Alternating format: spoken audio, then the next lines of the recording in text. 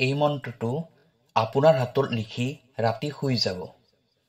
এই পৰিয়ে আপোনাৰ ৰুমৰ ভিতৰত বহুত টকা পইচা দি যাব। হয়, এইটো বহুত সহজ উপায় হয় আৰু চমৎকাৰীও হয়। আপোনাৰ হয়তো বিশ্বাস নহ'ব পাৰে, কিন্তু এইটোৱে সত্য হয়। সম্পূৰ্ণ শ্ৰদ্ধা ভক্তি বিশ্বাসেৰে কৰিব লাগিব। মনত যিকোনো সন্দেহ ভাৱ ৰাখি উপায়টো নকৰিব। সম্পূৰ্ণ ভক্তিভাৱেৰে উপায়টো কৰিব। এই উপায়টো কৰিবলৈ আপোনাৰ এটকাও খৰচ নহয়। কেৱল হাতত মন্ত্ৰটো লিখি ৰাতি শুই যাব লাগে। ৰাতিপুৱা শুই উঠি আপুনি বহুত টকা পইচা পাই যাব পাৰে। প্ৰিয় দৰ্শক, আছামিজ এষ্ট্ৰলজীলৈ আপোনাক স্বাগতম জনাইছোঁ। মই এষ্ট্ৰলজাৰ ধীৰাজ শৰ্মা। ভিডিঅ'টো শ্বেয়াৰ কৰি দিব আৰু কমেণ্টত লিখিব thank you universe, thank you angel. প্ৰিয় দৰ্শক, যদি আপোনাৰ ব্যক্তিগতভাৱে কিবা সমস্যা হৈ আছে, তেনেহ'লে ভিডিঅ'ৰ স্ক্ৰীণত দিয়া নাম্বাৰত আমাৰ সৈতে যোগাযোগ কৰিব। আমি আপোনাৰ সমস্যাসমূহ সমাধান কৰিবলৈ চেষ্টা কৰিম। এতিয়া আহক ভিডিঅ'ৰ পৰৱৰ্তী অংশলৈ যাওঁ। আজিৰ এইটো ভিডিঅ'ত আমি এটা বহুত ডাঙৰ চমৎকাৰিক উপায় লৈ আহিছোঁ, যিটো উপায় আপোনাৰ ঘৰৰ সকলো সদস্যই অতি সহজতে কৰিব পাৰিব। এই উপায়টো কৰিবলৈ আপুনি কোনো সাধনা কৰিব নালাগে। কেৱল এটা ৰহস্যময়ী মন্ত্ৰ আপোনাৰ হাতত লিখি শুই যাব লাগে। এই পৰিজনীয়ে আপোনাক বহুত টকা পইচা দি যাব। আপোনাৰ জীৱনত হৈ থকা টকা পইচাৰ সমস্যাবোৰ লাহে লাহে সমাপ্ত হ'বলৈ ধৰিব। অদৰকাৰীভাৱে হোৱা খৰচবোৰ কমি যাব। আপোনাৰ কামবোৰ সফলতাৰে কৰিব পাৰিব। আজিৰ এই ভিডিঅ'টোত আমি ৰহস্যময়ী পৰি আৰু ধন বৰ্ষা মন্ত্ৰৰ বিষয়ে ক'বলৈ ওলাইছোঁ।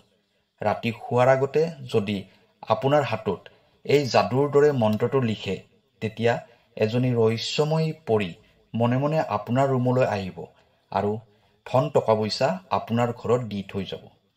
এই মন্ত্ৰটো বহুত বছৰৰ পুৰণি এটা গুপ্ত বিদ্যাৰ পৰা আহিছে, যিটো বহুত কম সংখ্যক মানুহে জানে। কিন্তু যিবোৰ মানুহে এইটো ব্যৱহাৰ কৰিছে, তেওঁলোকৰ ভাগ্য ৰাতিৰ ভিতৰতে পৰিৱৰ্তন হৈ গৈছে। আহক জানি লওঁ এই মন্ত্ৰটোৰ ৰহস্যৰ বিষয়ে। এই মন্ত্ৰটোৱে সেই শক্তিবোৰক জাগ্ৰত কৰে, যিবোৰ শক্তি ব্ৰহ্মাণ্ডত লুকাই থাকে।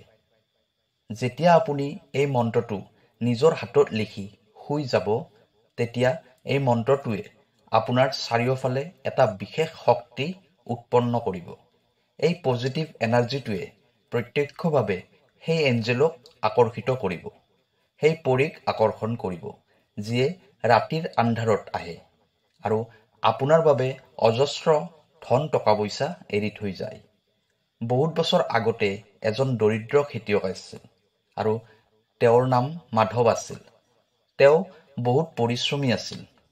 তেওঁ প্ৰতিদিনে বহুত পৰিশ্ৰম কৰিছিল, কিন্তু বহুত পৰিশ্ৰম কৰাৰ পিছতো তেওঁৰ দৰিদ্ৰতা শেষ হোৱা নাছিল। এদিন এখন জংঘলত এজন সাধু বাবাক তেওঁ লগ পালে। সাধু বাবাজনে মাধৱক এটা ৰহস্যময় মন্ত্ৰ দিলে আৰু ক'লে যে এই মন্ত্ৰটো নিজৰ সোঁ হাতত লিখি শুই যাব। ৰাতিপুৱা শুই উঠিলে চমৎকাৰ হ'ব। মাধৱে তেনেকুৱাই কৰিলে আৰু পিছদিনা ৰাতিপুৱা তেওঁ যেতিয়া টোপনিৰ পৰা সাৰ পালে, তেতিয়া মাধৱে দেখিলে যে গোটেই ৰুমটোৱে সোণ হীৰা মুকুতাৰে ভৰি আছে। তেওঁ নিজকে বিশ্বাস কৰিব পৰা নাছিল। কিন্তু যেতিয়া তেওঁ প্ৰত্যেক ৰাতি এই মন্ত্ৰটো লিখি শুই গৈছিল, তেতিয়া তেওঁৰ ধন সম্পত্তি বাঢ়ি গৈছিল। এই পৰিজনী কোনো সাধাৰণ পৰি নাছিল। তেওঁ এটা অদ্ভুত লোকৰ পৰা আহিছিল, যাক ধনলোক বুলি কোৱা হয়। এইটো সেইটো লোকেই হয় য'ত অপাৰ ধন সম্পত্তি মজুত হৈ থাকে। তাৰ পৰিবোৰে এনেকুৱা মানুহ ভাল পায় যিয়ে মন্ত্ৰৰ প্ৰতি সঁচা আস্থা ৰাখে, সঁচা ভৰসা ৰাখে। যেতিয়াই যিকোনো ব্যক্তিয়ে এই মন্ত্ৰটো হাতত লিখি ৰাতি শুই যায়, তেতিয়া এঞ্জেল অৰ্থাৎ পৰি তৎক্ষণাত সক্ৰিয় হৈ যায় আৰু তেওঁৰ ঘৰলৈ আহি ধনৰ বৰ্ষা কৰি দিয়ে। যদি আপুনিও এই উপায়টো কৰিব বিচাৰে, তেনেহ'লে মন্ত্ৰটো কেনেকৈ লিখিব লাগিব, কেতিয়া লিখিব লাগিব, এইখিনি কথা আপুনি ভালদৰে শুনি লওক, ভালদৰে বুজি লওক। নম্বৰ 1, এখন পৰিষ্কাৰ হাত। শোৱাৰ আগতে নিজৰ হাত দুখন ভালদৰে ধুই ল'ব। নম্বৰ 2, ৰঙা চিয়াঁহী অথবা হালধিৰ প্ৰয়োগ কৰিব। মন্ত্ৰটো লিখাৰ বাবে আপুনি ৰঙা ৰঙৰ চিয়াঁহীৰ কলম অথবা হালধিৰ প্ৰয়োগ কৰিব। ইয়াৰ ফলত মন্ত্ৰৰ শক্তি বহুত গুণ বৃদ্ধি হয়। নম্বৰ 3, শুদ্ধ মনেৰে মন্ত্ৰটো লিখিব। মন্ত্ৰটো লিখাৰ সময়ত আপোনাৰ মনত কোনো লোভ অথবা বেয়া চিন্তা থাকিব নালাগিব। নম্বৰ 4, ৰাতি 12 বজাৰ পিছত মন্ত্ৰটো নিলিখিব। এই মন্ত্ৰটো ৰাতি 10 বজাৰ পৰা ৰাতি 12 বজাৰ ভিতৰত সক্ৰিয় হৈ থাকে, অৰ্থাৎ 12 বজাৰ পিছত লিখিলে একো ফল নাপাব। নম্বৰ 5, ৰাতিপুৱা শুই উঠিয়ে হাত নুধুব। ৰাতিপুৱা শুই উঠিয়ে নিজৰ হাত দুখন ধুব নালাগে, যাতে মন্ত্ৰৰ শক্তি দীঘলীয়া সময়ৰ বাবে থাকি যায়। যি ব্যক্তিয়ে এই মন্ত্ৰটো বিধি বিধান মতে লিখে তেওঁৰ জীৱনত সুখ সমৃদ্ধি অহাটো নিশ্চিত। এই পঢ়িয়ে কেৱল ধনেই নহয়, লগতে সুখ আনন্দ আৰু সৌভাগ্য লৈ আহিব। কিছুসংখ্যক মানুহে এই মন্ত্ৰটো লিখাৰ পিছত ধন সম্পত্তি পোৱাৰ লগতে তেওঁলোকৰ ভাগ্যও সলনি হৈ গৈছিল। তেওঁলোকৰ বেপাৰ বাণিজ্যত আচৰিত ধৰণে উপাৰ্জন বৃদ্ধি হৈছিল আৰু ধাৰ ঋণবোৰো সমাপ্ত হৈ তেওঁলোক ধন সম্পদেৰে পৰিপূৰ্ণ হৈ গৈছিল। বহুত মানুহে এইটো এটা কল্পনা বুলি ভাবে, কিন্তু যিবোৰ মানুহে এইটো প্ৰয়োগ কৰিছে তেওঁলোক সাক্ষী যে এই মন্ত্ৰটোৱে সঁচাকৈয়ে কাম কৰে। কল্পনাৰ বাহিৰত কাম কৰে এই মন্ত্ৰটোৱে। পুৰণি গ্ৰন্থসমূহতো এনেকুৱা শক্তিশালী পৰিবোৰৰ বিষয়ে উল্লেখ কৰা আছে, যিটো সঁচা মনেৰে আমন্ত্ৰণ কৰিলে তেওঁলোক প্ৰকট হয়। যিটো মন্ত্ৰ হাতত লিখিব লাগিব সেই মন্ত্ৰটো আমি স্ক্ৰীনত দি দিছোঁ। আপুনি ভালদৰে পঢ়ি চাই শুদ্ধভাৱে হাতত লিখিব।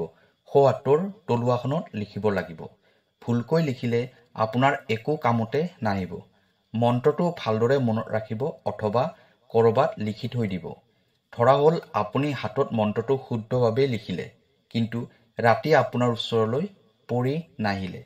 তেতিয়া ভয় কৰাৰ অথবা মন বেয়া কৰাৰ প্ৰয়োজন নাই। ইয়াত কিছু কাৰণ থাকিব পাৰে, যেনে আপোনাৰ মন সম্পূৰ্ণৰূপে মন্ত্ৰত লীন নাছিল, আপুনি ভুল সময়ত মন্ত্ৰ লিখিছিল চাগে, অথবা আপোনাৰ ভিতৰত কিবা এটা নিগেটিভ এনাৰ্জি আছিল। এই ভুলবোৰ শুধৰাই যেতিয়া আপুনি দ্বিতীয়বাৰ মন্ত্ৰটো লিখাৰ প্ৰয়াস কৰিব, তেতিয়া নিশ্চিত ৰূপত পৰিয়া আপোনাৰ ঘৰত ধনৰ বৰ্ষা কৰিব।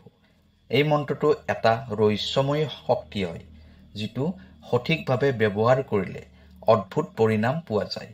এই পৰি সেইসকল ব্যক্তিৰ ওচৰলৈ আহে যি আস্থা আৰু বিশ্বাস ৰাখে।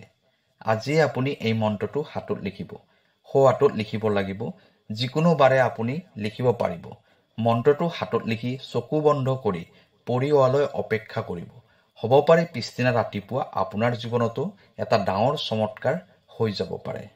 আশা কৰিছোঁ এই উপায়টো আপুনি ভালদৰে বুজি পাইছে, আৰু যদি বুজি পোৱা নাই তেনেহ'লে আকৌ এবাৰ চাই ভালদৰে বুজি ল'ব, তাৰ পিছতে উপায়টো কৰিব। প্ৰিয় দৰ্শক, ভিডিঅ'টো কেনেকুৱা লাগিলে জনাব। কাইলৈ আকৌ লগ পাম অন্য এটা ভিডিঅ'ত। ধন্যবাদ।